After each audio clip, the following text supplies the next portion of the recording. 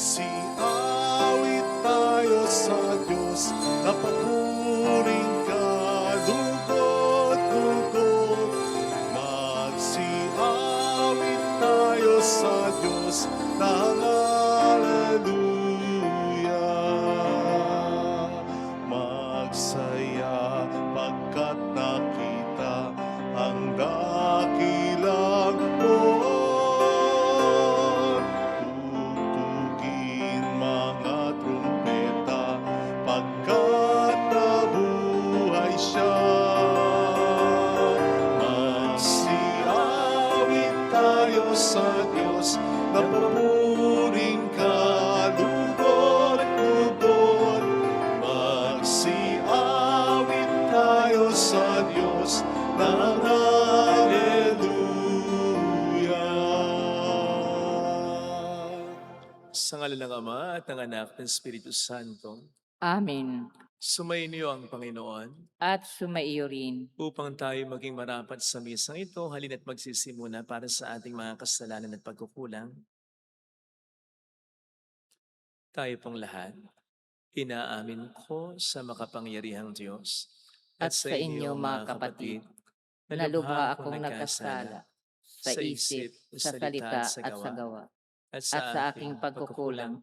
Kaya isinasamo ko sa mahal na Birheng Maria, sa lahat ng mga anghel at mga banal, at sa inyo, mga kapatid, na ako ipanalangin sa Panginoong ating Diyos.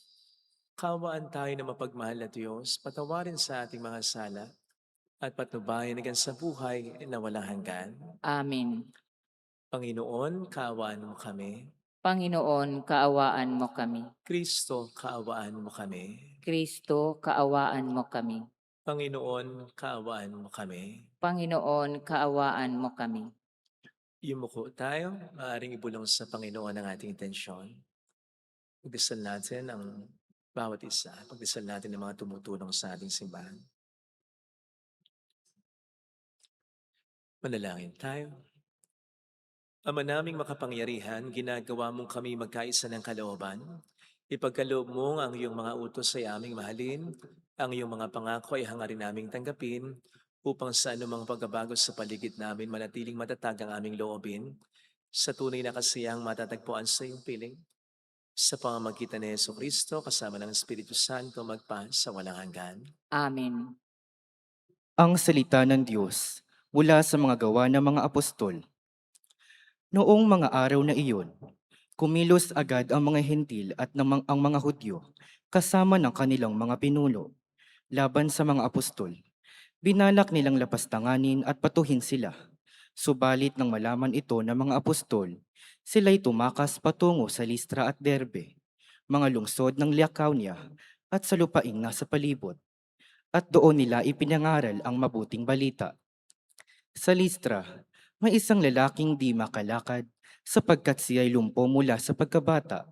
Nakaupo siya at nakikinig sa pangangaral ni Pablo. Nang makita ni Pablo na ang lumpo'y may pananampalataya upang mapagaling, tinitigan niya ito at malakas na sinabi, "Tumayo ka ng tuwid." At lumukso ang lalaki at nagpalakad-lakad. Nang makita ng taong bayan ang ginawa ni Pablo, sumigaw sila sa wikang Lycaonia, "Nanaog sa atin ng mga Diyos sa anyong tao." Tinawag nilang Zeus si Bernabe at Hermes naman si Pablo, sapagkat siya ang tagapagsalita. Nasa pagpasok ng lungsod ang templo ni Zeus. Nang marinig ng saserdote nito ang nangyari, nagdala siya sa pintong lungsod ng mga torong may kwintas na bulaklak upang ihandog niya at ng taong bayan sa mga apostol.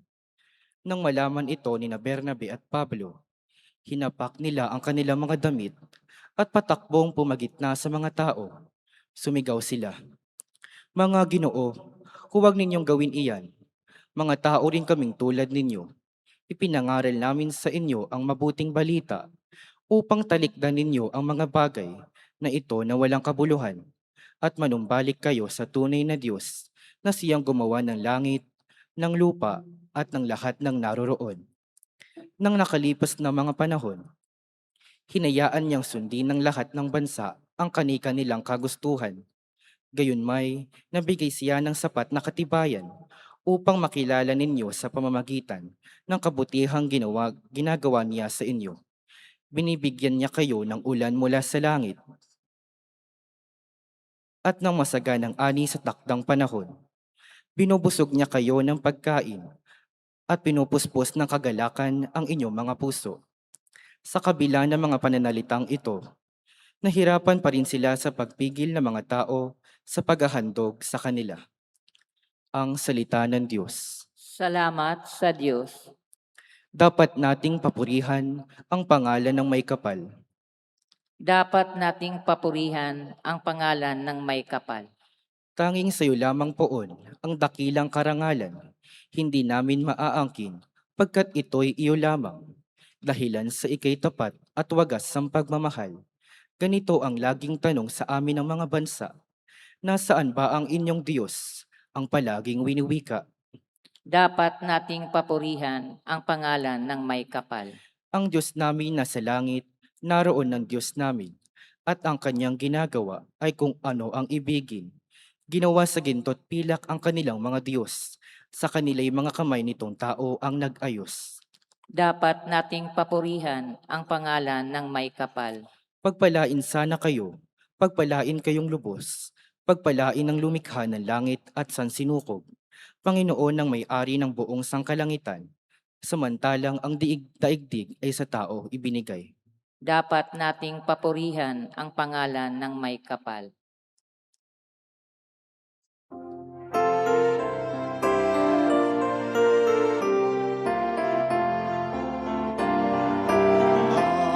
Alleluia, alleluia, alleluia.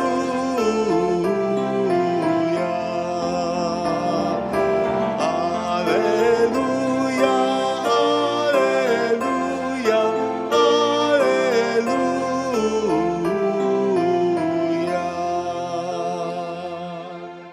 Sumainyo ang Panginoon, At sumaiyo rin. ang mabuting balita ng Panginoon ayon kay San Juan. Papuri sa iyo, Panginoon. Noong panahong yon, sinabi ni Jesus sa kaniyang mga alagad, ang tumatanggap sa mga utos ko at tumutupad nito, ang siyang umiibig sa akin. Ang umiibig sa akin ay iibigin ng aking Ama, iibigin ko rin siya, at ako'y lubusang magpapakilala sa kaniya. Tinanong siya ni Judas, hindi ang Iscariote, Panginoon, bakit po sa amin lamang kayo magpapakilala ng lubusan at hindi sanlibutan? Sumagot si Jesus, ang umiibig sa akin ay tutupad ng aking salita. Iibigin siya ng aking Ama at kami sa kaniya at mananahan sa kaniya. Ang hindi umiibig sa akin ay hindi tumutupad sa aking mga salita. Hindi akin ang salitang narinig ninyo, kundi sa Amang nagsugo sa akin. Sinabi ko sa inyo ang mga bagay na ito samantalang kasama pa niyo ako. Ngunit ang patnubay, ang Espiritu Santo, na susuguin ng Ama sa pangalan ko, ang siyang magtuturo sa inyo ng lahat ng bagay at magpapaalala ng lahat ng sinabi ko sa inyo. Mga kapatid, ang mabuting balita ng Panginoon. Pinupuri ka namin, Panginoong Hesukristo. Welcome sa Our Lady of Lasal at Quasay Parish kung saan ayos lang pong umiyak. Samahan tayo ng mahal na ina sa pag-iyak at sa pagdarasal upang maging maayos ang lahat. Palagay ko naman po ay familiar kayo sa term na real talk, na actually ay tumutukoy sa diretsyo, seryoso at prangkahang usapan. Walang paligoy-ligoy, walang biruan, walang sugar coating na tinatawag upang ang mensahe ay ganap na maipahayag. Halimbawa po, real talk tungkol sa buhay. Hindi requirement ang maging mas magaling ka kaysa iba.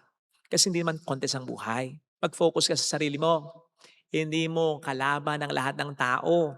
Ang kalaban mo, sarili mo. See to it na magiging mas magaling ka ngayon kaysa kahapon para mag-improve ka sa paglipas ng panahon. Real talk tungkol sa pag-ibig. Hindi mo kinakailangan mamalimos ng oras at ng respeto sa taong nagsasabing mahal ka niya. Sapagkat kung talagang mahal ka niya, kusa niya itong ibibigay sa iyo. Real talk. Real talk tungkol sa utang. Magbayad ka. Ganun lang kasimple. Maghihintay pa ba kayo na iba pang pasakali? Tagal mo na kayang may utang, bayad ka na. Anyway, nasabi ko lang po ito as an intro sapagkat maliwanag na nire-real talk tayo ngayon ni Kristo sa ating narinig na ebanghelyo. Particularly nang sabihin niya, ang sino mang tumatanggap at tumutupad sa mga utos ko, ang siyang umiibig sa akin. Hindi yung basta nagsisimba, hindi yung basta maalam sa Biblia, sa salita ng Diyos, hindi yung basta nagdodonate sa simbahan, hindi yung basta natatouch sa humilya o sa banal na misa, hindi yung basta nagdarasal, hindi yung basta tumutulong kanino man, hindi yung basta nagsasabing wala siyang inargabyadong tao, kundi yung talagang sumusunod sa utos ni Kristo. Yun daw ang tunay na nagmamahal sa Kanya. Because, you see, lahat tayo dito magsasabing mahal natin ng Diyos. At marami tayong pwedeng sabihing patunay o prueba para dito. Pero seryoso, walang pakundangan, at diretsyong sinasabi sa atin ng Panginoon ngayon sa ating ebanghelyo, kung ang mga dahilan o patunay na ito ng pagmamahal natin sa Diyos ay walang kinalaman sa pagsunod sa Kanyang mga utos, real talk, hindi natin siya talaga mahal. Kung hindi natin siya inuuna sa lahat, maging sa ating pamilya, kung hindi tayo nagpapatawad, kahit mahirap, kung hindi tayo nagbibigay, kung hindi tayo sumasampalataya sa Kanya, kahit sa gitna ng maraming problema, na bahagi lamang ng ilan sa mga utos niya, real talk, hindi talaga tayo nagmamahal sa Kanya. Naalala ko tuloy yung isang ginang na hirap patawarin ng mister niya na naglukos sa Kanya sapagkat sabi niya, Father, ilang beses ko nasabi sa Kanya, huwag niyo akong lulukuhin. In fact, nasabi ko yata sa Kanya, Father, gawin mo ng lahat, huwag mo lang ako lulukuhin. Pero niloko pa rin niya ako. Alam niya yun ang pinakaayaw ko. Paano ko maniniwalang mahal ako ng asawa ko? Paano ko maniniwalang hindi niya muling gagawin ito? May punto. Di po ba? Sinasabi ko po sa inyo na ilang beses din sinabi ng ating Panginoon sa Biblia sa iba't ibang mga paraan na kung sino man ang talagang sumusunod sa Kanya, ang totoong nagmamahal sa Kanya. Kaya wag po tayo magdaka kung balang araw ito ang siyang maging batayan ng pagbibigay niya ng gantimpala o kaparahansahan sa atin pagdating ng panahon. Sapagkat iba-iba man ang taong mapunta ng impyerno, sigurado po ng pinaka-denominator ng mga taong mapupunta ng impyerno ay lahat sila hindi sumunod sa utos ng Diyos. Kung paanong iba-iba mang tao mapunta ng kalangitan, ay siguradong pinaka-common denominator ng mga ito ay lahat ng mga ito ay sumunod sa mga utos ng Diyos. Sila ang totoong nagmamahal sa Diyos. And that's because ang sumusunod sa utos ng Diyos ang nagkakaroon lamang talaga ng malalim na relasyon sa Diyos. Gaya ng sabi ni Jesus dito, ang umiibig sa akin ay tutupad ng aking salita. Ibigin siya ng aking Ama at kami sa Kanya at mananahan sa Kanya. Which by the way is another real talk from Him from today's gospel reading. Na nagsasabi sa atin na hindi automatic na ang pagmamahal niya at presensya niya ay mararamdaman natin. Yun lamang talagang sumusunod sa mga utos niya. Yun ang talagang palagi ang makararamdam ng pagmamahal at presensya niya. Indeed, there are moments of desolation o yung mga moments na pakiramdam mo ang layo-layo ng Diyos. Pero moments lang ito. Hindi laging ganito. Kaya nga meron ding moments of consolation sapagkat hindi naman talaga nawawala ang pagmamahal at presensya ng Diyos.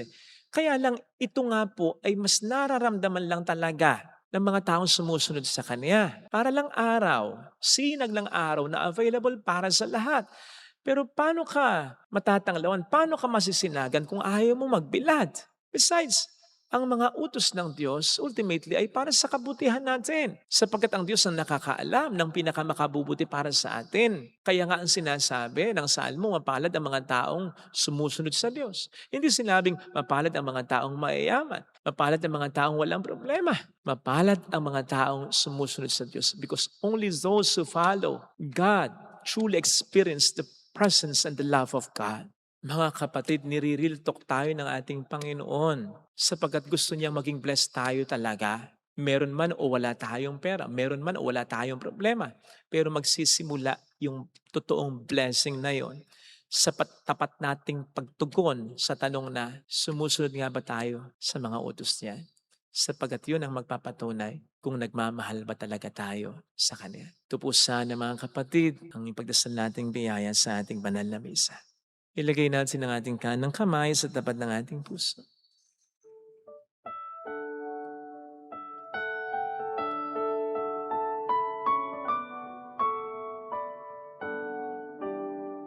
Alam kong may magagawa ang Diyos. Alam kong may magagawa Makapangyarihan siya. ang Diyos. Alam kong may magagawa ang Diyos. Alam kong may magagawa Walang imposible sa Kanya. ang Diyos. Kung ako'y magtatapat, Kung ako'y magtatapat sa Kanya'y maglilingkod, sa Kanya'y maglilingkod, alam kong may magagawa ang Diyos. kung may magagawa ang Diyos. Alam kong diringgin ng Diyos ang samo ko, Alam kong di sapagkat mahal niya ako. ng Diyos ang samo ko. Alam kong diringgin ng Diyos ang samo ko, Alam kong diringgin ng Diyos sapagkat alam niya ang samo ko. kalagayan ko. Kung ako'y magtatapat, Kung ako'y magtatapat sa Kanya'y maglilingkod, sa Kanya'y maglilingkod, alam kong diringgin ng Diyos ang samo ko. diringgin ng Umikit tayo. Diyos ang Panginoon, aaminin ko kung minsan nahirapan talaga akong sumunod sa utos mo. Halimbawa, yung magpatawad ako kahit sobrang sama niyong ginawa sa akin ng tao. Halimbawa, yung magbigay ako kahit kipitin ako. Halimbawa, ay yung magtiwala ako sa iyo sa kabila ng mga problemang naranasan ko. Pero alam ko na sa likod ng iyong utos na yun, pag sinunod ko, may mas magandang mangyayari sa akin kesa sa mga naiisip ko. Tulungan mo lang po akong magtiwala. Panginoon, pinangungunahan ako ng takot ko. Minsan ng galit ko, minsan ng bias ko. Tulungan mo akong sumunod sa iyo. Hallelujah! Upang ako'y mas pagpalain mo. Or rather, upang mas maramdaman ko ang pagpapala mo na hindi naman nawawala, laging nandyan. Pero ipinangako mo mas mararamdaman ng taong sumusunod sa iyong kautusan. Hallelujah! Paano ko mariresist ito? Bakit ko dapat tanggihan ito? Bakit ko tinitiis na hindi sumunod sa kalooban mo? Lalapit kay Jesus. Kung alam ko naman, mayroong mas magandang mangyayari sa akin pagkatapos nito. Tulungan mo akong maniwala. Mayroong magandang mangyayari sa akin. Higit pa sa inaasahan. Kung lalapit ka kay Jesus, maaaring matagal, maaaring maging mahirap, pero magiging maayos ang lahat. Mayroong magandang mangyayari sa iyo.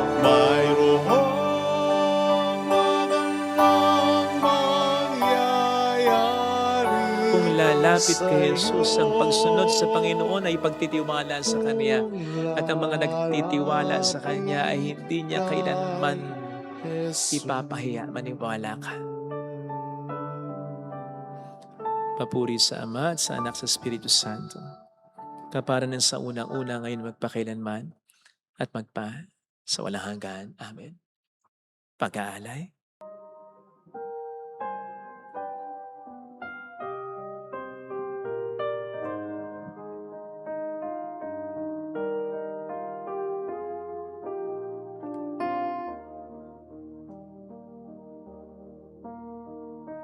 Aming dalangin, iyong pagpapala sa iyong hapag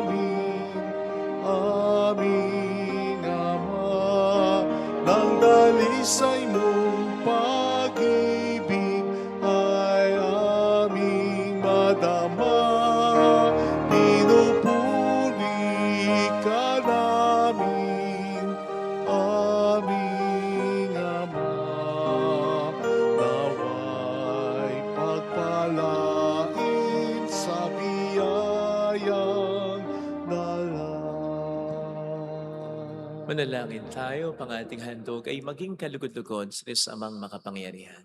Tanggapin nawa ng Panginoon itong paghahain sa iyong mga kamay, sa kapurihan niya at karangalan, sa ating kapakinabangan at sa buong sambayanan niyang banal.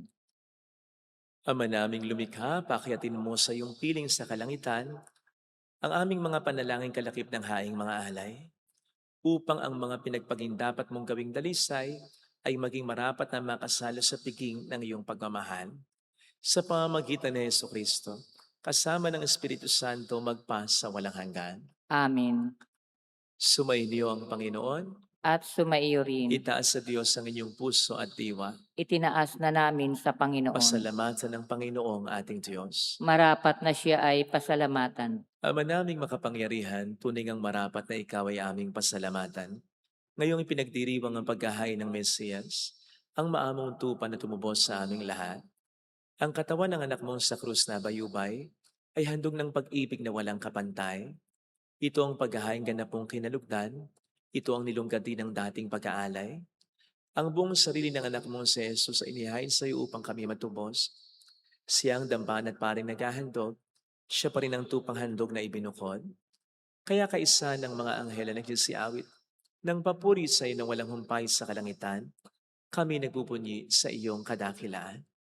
Santo, Santo, Santo, Panginoong Diyos ng mga hukbo, napupuno ang langit at lupa ng kadakilaan mo. Hosana sa kaitaasan. Pinagpala ang naparirito sa ngalan ng Panginoon. Hosana sa kaitaasan. Ama naming banal, ikaw ang bukhal ng tanang kabanalan. Kaya't sa pamamagitan ng iyong Espiritu, gawin mong banal ang mga kaloob na ito, upang para sa amin ay maging katawan at dugo ng aming Panginoong Heso Kristo. Bago niya pinagtiis ang kusang loob na maging handog, hinawakan niya ang tinapay, pinasalamatan kaniya, pinaghati-hati niya iyon, niabot sa kaniyang mga alagad at sinabi, tanggapin ninyong lahat ito at kanin. Ito ang aking katawan na ihahandog para sa inyo.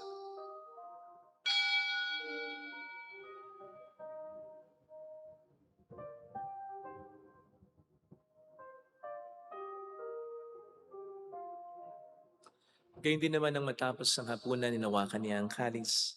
Uli kaniyang pinasalamatan. Iniabot niya ang kalis sa kaniyang mga alagad at sinabi, tanggapin ninyong lahat ito at inumin. Ito ang kalis ng aking dugo ng bago't walang hanggang tipan. Ang aking dugo na ibubuhos para sa inyo at para sa lahat. Sa ikapagkapatawad ng mga kasalanan, gawin niyo ito sa pag-alala sa akin.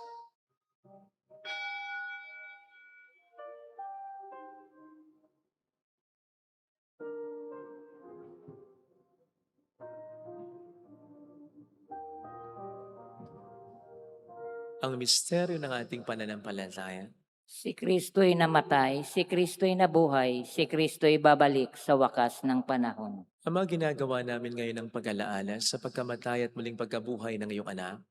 Kaya inialay namin sa iyong tinapay ng buhay, ng kalis ng kaligtasan. Kami nagpapasalamat dahil kami iyong minarapat at tumayo sa harap mo para maglingkod sa iyo. Sinasamo namin kami na magsasalo sa katawan at dugo ni Kristo ay mabuklod sa pagkakaisa sa pamamagitan ng Espiritu Santo. Ama, lingapin mo ang iyong simbahang laganap sa buong daigdig. Puspusin mo kami sa pag-ibig. Kaisa ni Leon na aming Papa, ni Dennis na aming Obispo at ang Tanang Kaparian. Alalahanin mo mga kapatid naming nahimlay nang may pag-asang sila'y muling mabubuhay, lalo ng aming mga ipagdarasal. Saglit nating alalahanin ang ating mga kakilalang yumao.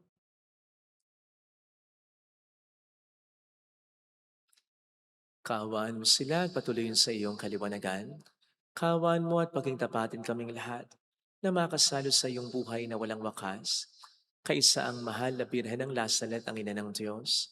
Isa Jose ang kabiyak ng kanyang puso, lahat ng mga banal na namuhay dito sa daigdig ng kalugod-lugod sa iyo. May pagdiwang nawa namin ang pagpupuri sa ikararangal mo sa pamamagitan ng iyong anak na aming Panginoong Heso Kristo. Sa pamamagitan ni Kristo, kasama niya at sa Kanya, Ang lahat ng parangal, papuri ay sa iyo, Diyos amang makapangyarihan, kasama ng Espiritu Santo, magpasawalang hanggan.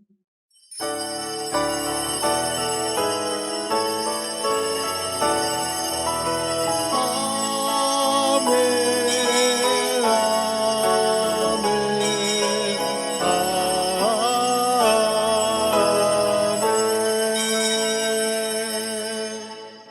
Tumawag tayo sa Ama.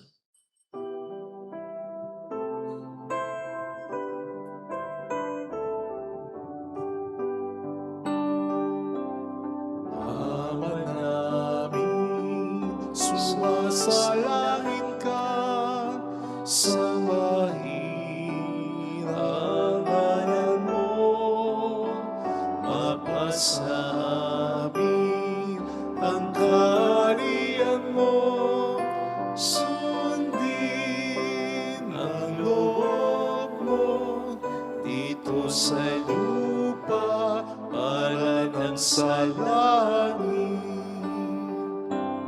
Bigyan mo kami ngayon ng aming kakanin sa araw-araw. At patawarin mo kami sa aming mga sala, para ng pagpapatawad namin sa nagkakasala sa amin. At huwag mo kaming ipahintulot sa tukso, at ihadya mo kami sa lahat ng masama.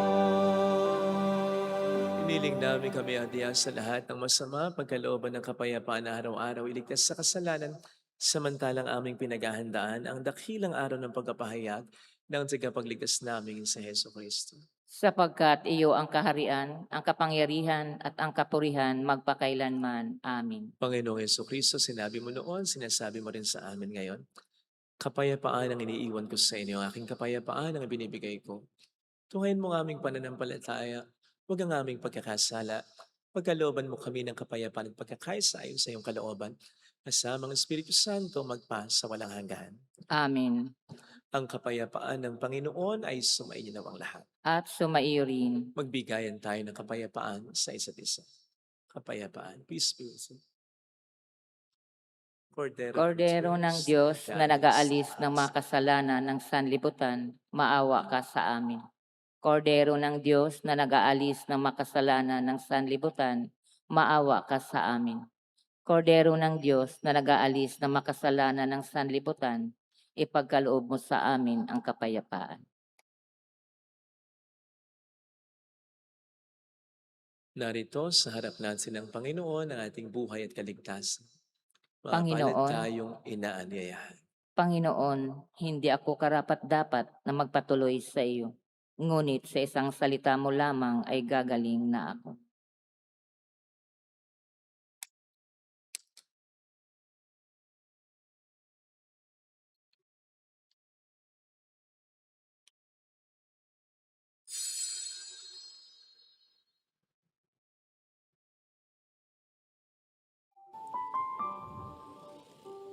Panalangin para sa espiritual na pakikinabang.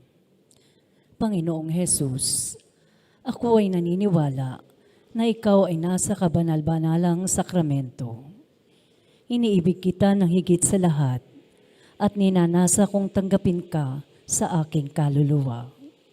Sapagkat sa mga sandaling ito, hindi kita matatanggap sa sakramento. Tumuloy ka sa espiritu sa aking puso. Niyayakap kita na parabang naririto ka na. Inaalay ko ng buong buo ang aking sarili sa iyo. Huwag mong hayaang mawalay ako sa iyo. Amen.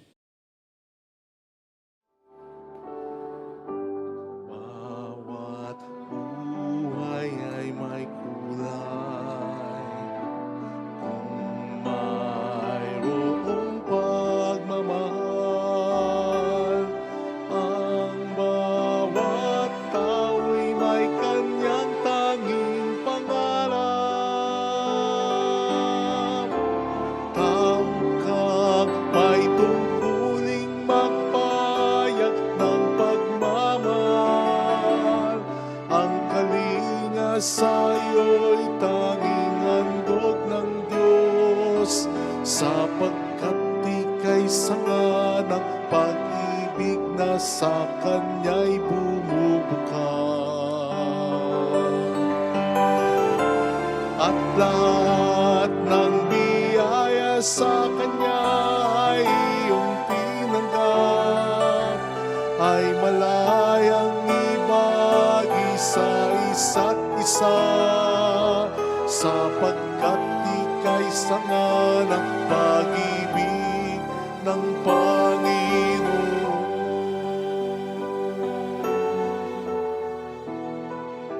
Sapagkat ika'y sanga ng pag-ibig ng Panginoon.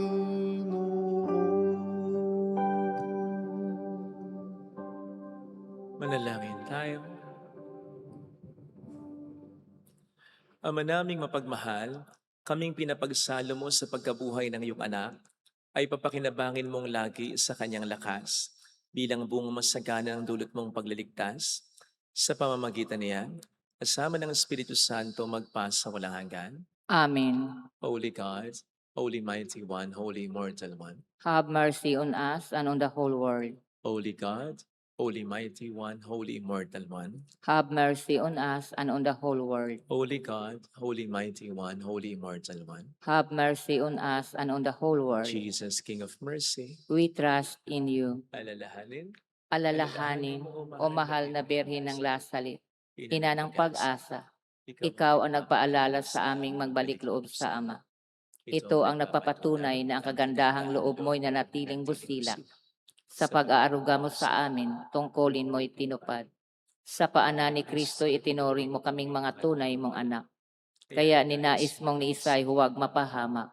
Maging sa iyong walang tigil na pananalangin, pati luhay pumatak. Huwag naman mawalang nasaysay ang iyong paghihirap. Hiling nawa namin sa iyo, o aming inang liyag, na matapos ang pakikibaka namin sa mundong ito, at sa pananatili naming tapat kay Kristo, sa kapurihan mo ay makibahagi kaming ganap, upang kung nasaan ka ngayon ay maparoon din kaming lahat. At ang kaganapan ng kaluwalhatian ng Diyos Amay, tuluyang matupad siya nawa. mahal na Birhen ng Lasalet, tagapagkasundo ng mga makasalanan. Ipanalangin mong walang patid kaming mga dumudulog sa iyo. Maraming pong salamat sa inyong pakikisa at sa mga tulong na binibigay po ninyo na nagiging dahilan para makatulong din po tayo sa iba. Salamat po. Sumainyo ang Panginoon. At sumaiyo rin. Pagpalain kayo kasama ang ating pamilya na mapagmahal na Diyos, ng Ama at ng Anak, ng Espiritu Santo. Amen. Umayo tayo sa kapayapaan ni Kristo. Salamat sa Diyos. Salamat din po.